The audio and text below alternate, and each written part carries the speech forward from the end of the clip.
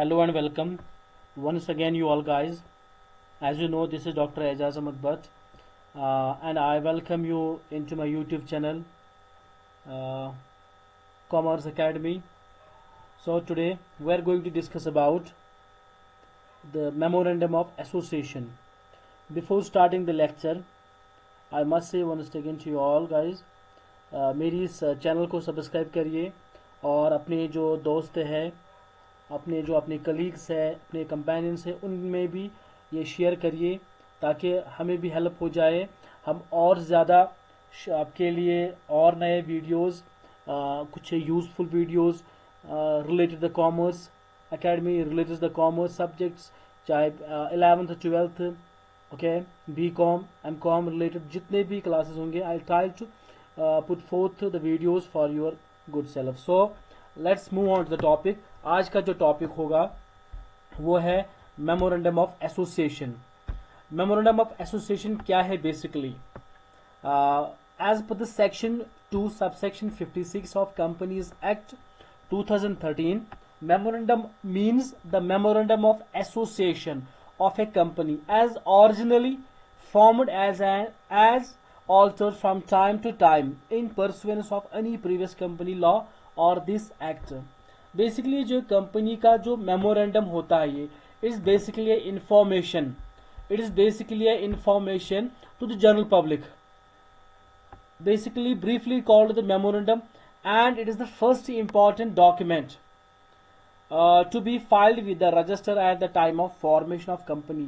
जब एक कंपनी बनती है उस टाइम इनकॉर्पोरेशन से पहले ये भी एक फाइल करना पड़ता है about the structure, about the curriculum of a company, about the information on basis of the company can be work further, like formation of company, the legal definition and meaning and purpose of memorandum is all about the definition, it is all about the information, it is all about the document that lays down the powers and objectives of a company, जो कि सारी companies के powers and objectives of a company, even the scope of operations of company, ये भी define करती है कि कितना हमें वर्कलोड होगा, कितना वर्क करना है, अपनी बॉर्डर्स, अपने बाउंड्रीज भी डिफाइन करता है ये अपना memorandum of association. Basically it's a charter of a company. Charter क्या होता है? चार्टर ऑफ कंपनी जो रहता है, it contains the fundamental conditions upon which the company is incorporated. जिस बेस पे कंपनी बनी हो उसे कहते हैं हम charter of a company. And one thing is there, it is a public document. Public document क्यों पब्लिक डॉक्यूमेंट कहते हैं इसको? Basically every person who deals with the company is presumed to have the sufficient knowledge of its contents. इसके बारे में हर किसी व्यक्ति को, the person who supposed to be part of a company needs to get informed about a company. Company का overall objective क्या है, registration क्या है, सारी की सारी इंफॉर्मेशन पूरी पता होनी चाहिए एक व्यक्ति को, the person who supposed to be part of a company. Okay, that's why we call it public document. And दूसरा क्या है? Originally formed by the company.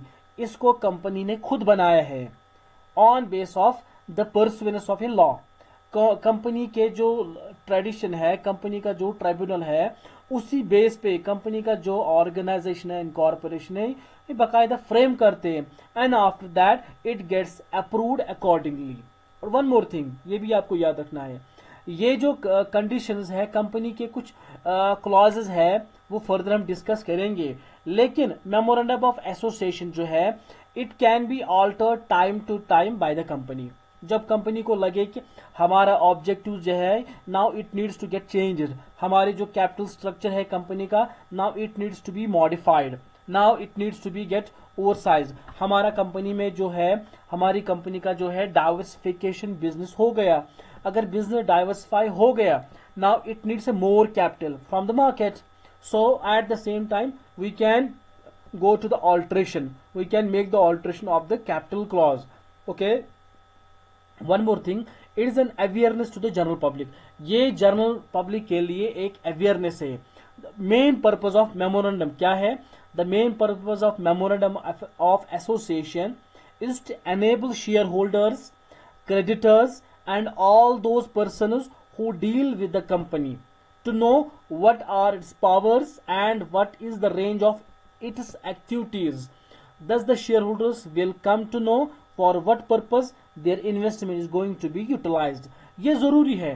For example, आप किस कंपनी को अपना पैसा देना चाहोगे, किस बैंक में अपना पैसा इन्वेस्ट करना चाहोगे, किस ऑल्टरनेटिव में, किस एवेन्यूज में पैसा लगाने चाहती हो, where you found yourself safe, जहां पे आपको अच्छा अपना सिक्योर लगे फ्यूचर कि there would be a good return, there would be a safety of your investment, and that's what we can invest over there. The other persons dealing with the company shall also know whether their dealings are in relation to matters within the objectives of company or not. तो ये इसलिए हम company का जो basic purpose है इसीलिए बनाया जाता है. बेसिकली ये एक आप लाइन याद रखो, एक कुछ मे भी आपके बुक्स में होगा या आपके टीचर्स के या आपने नॉलेज में होगा, but the provisions with regard to the memorandum of association have been modified and are provided in section 4 of Companies Act 2013. The new section makes a departure from the Companies Act 1956 of the following respect. ये पहले से ही decided था.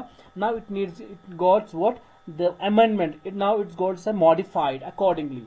Basically form of memorandum of association. कैसे इसका formation होता है?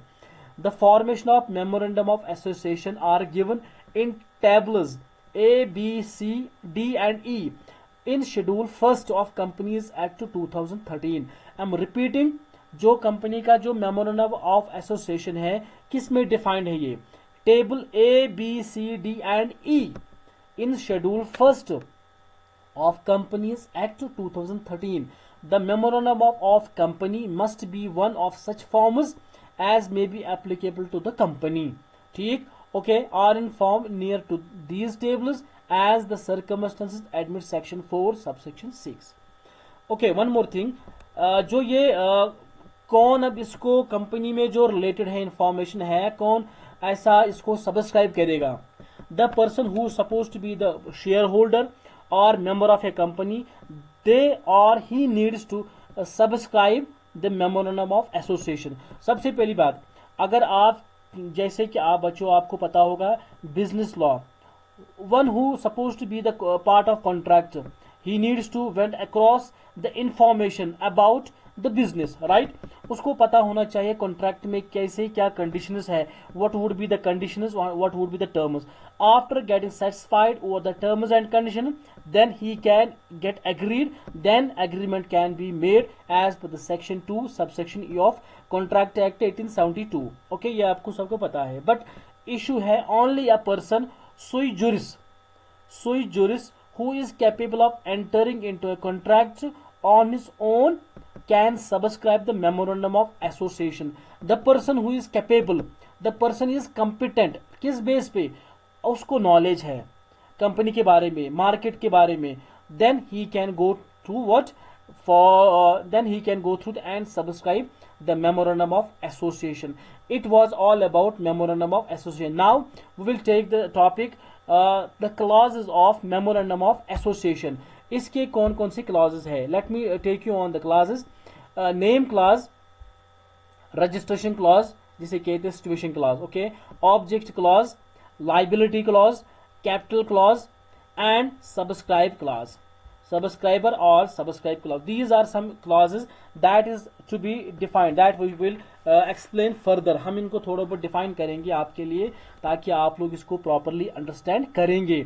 जाहिर सी बात है जब क्लॉजेस है इसका ऑल्ट्रेशन भी हो जाता है, वो भी बता दूंगा मैं ऑल्ट्रेशन कौन कौन से क्लॉज का होता है. सुनिए, ऑल्ट्रेशन इस टॉपिक पे नहीं पढ़ेंगे हम, दूसरा टॉपिक आप लोगों के एक वीडियो जब मैं आप लोगों के अपलोड करूंगा उसमें होगा alteration of the object, alteration of the clause of memorandum.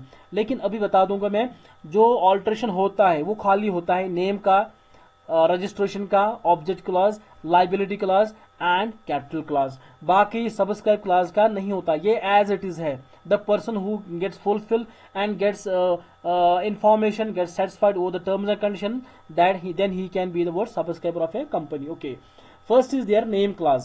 The clause of memorandum of association contains the name of the proposed company. The company, being a legal person, must have a name to establish its identity. उसकी अपनी पहचान, a legal entity. As a matter of fact, the name is the symbol of personal existence of company in the market, right? अब मसला ये है कौन कौन सी ऐसी लीगल रूल्स है regarding to selection of name. First is here, the name should not be undesirable. The name should not be identical with another companies name. जो ऑलरेडी मार्केट में एग्जिस्ट करता हो वैसा ही नाम नहीं होना चाहिए। The name should not constitute an offence under law. कानून के हिसाब से वो नाम गलत नहीं होना चाहिए। It must not be the offensive one, not harm any legal और व्हाट से एनी रिलीजियस, कोई भी रिलीजन हो उसको ये क्या नहीं ऑफेंस न करना हो। The name should not B prohibited one. ऐसा भी नहीं होना चाहिए कि हम फॉर एग्जाम्पल हम इंडियन फ्लैग का नाम रखेंगे साथ में, या हम कॉन्स्टिट्यूशन का कोई नाम रखेंगे, नेशनल एम्बलम का कुछ नाम उसमें साथ साथ एक रखेंगे बिकॉज ऑफ कि हमें पॉपुलरिटी चाहिए। नहीं, that is totally against the provisions of name. Okay, the name should and with words limited और प्राइवेट। ये प्राइवेट लिमिटेड है या पब्लिक लिमिटेड है, कौन सा लिमिटेशन है, चाहे लिमिटेड हो या अनलिमिटेड है, there should be the name, there should and the name ended with this limited और unlimited. Now coming the next point, registered office clause. ये कौन सा होता है? जो रजिस्टर्ड जो रहता है ऑफिस कंपनी का वो बाकायदा मेंशन होना चाहिए। The clause of memorandum of association contains the name of state in which the registered office of company is to be situated. Section 4 subsection 1 subsection B of Companies Act 2013. For example, जब company का नाम registration office situate होगा, एक organise होगा, what company should do, what company जो members should do, establish of registered office. First क्या करना चाहिए उनको? they register the area, verification to be filled with register. तो कंपनी का जो रजिस्टर होगा वो उसका वेरिफिकेशन करे विद इन 30 डेज में। जब कंपनी में हम फाइल करेंगे किस चीज के लिए? इनकॉर्पोरेशन। विद इन 30 दिन के अंदर अंदर ही इसका incorporation and office clause should be registered as well. One more is there, the object clause. Object clause ऐसा इंपॉर्टेंट है जो कंपनी के सारे ऑब्जेक्टिव्स डिफाइन करता है। व्हाट इट इज ऑब्जेक्टिव्स, चाहे प्रॉफिट मैक्सिमाइजेशन है, चाहे वेल्थ मैक्सिमाइजेशन है, to serving the public, either it is profit organisation है, either and non profit organisation है, डिपेंड करता है ना कंडीशंस कौन सी है। द नेम और the clause of memorandum of association contains the object for which the proposed company is to be formed. Section 4 subsection 1 subsection C. It is the most important clause of memorandum and should be drafted very carefully. कि कौन कौन से हमारी objectives होने चाहिए। The objectives for which the company is propose to be incorporated. जिस objective के लिए कंपनी बनाई गई है वो ऑब्जेक्टिव मेंशन होना चाहिए। Any matter considered necessary in furtherance of stated objectives. The objective should not against the general law of land.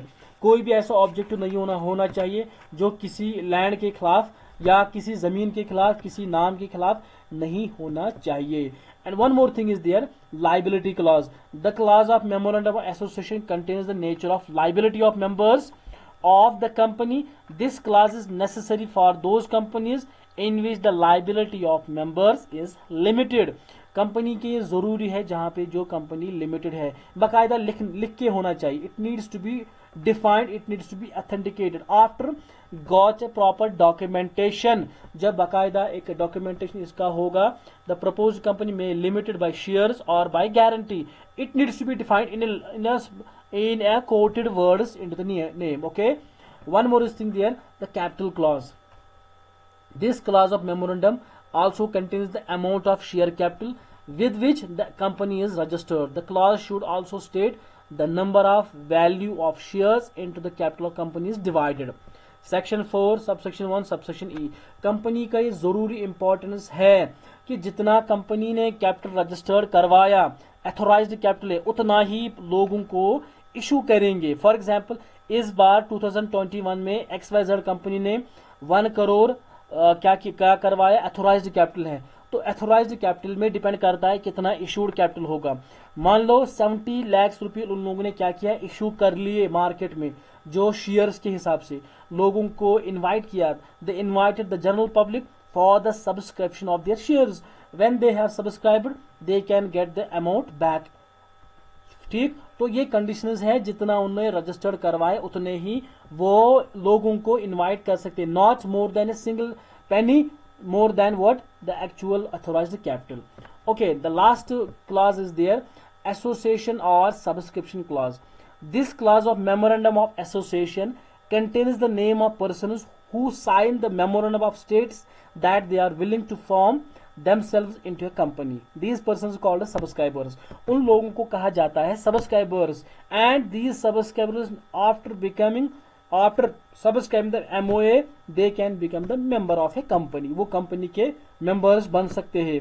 Depend करता है, either they are the shareholders, either they are the debenture holders, either they are the preference shareholders. Depend करता है कौन कौन सा conditions आप किस पे प्रेफर कर सकते हो, what you prefer out of the market alternatives. तो that was all about memorandum of association. आज हमने खाली डिफाइन किया है memorandum of association, and it is 6 clauses. I hope you guys will get a good knowledge out of this video. Those who having some difficulties and some clarification, I mean to say the doubts regarding this topic, they can put their comments below the section or given there. So guys, just wait for the new video. Till that guys, just forward this to the other guys and subscribe this channel for upcoming videos. So I hope you will enjoy this video. So guys, thank you and we'll meet you soon.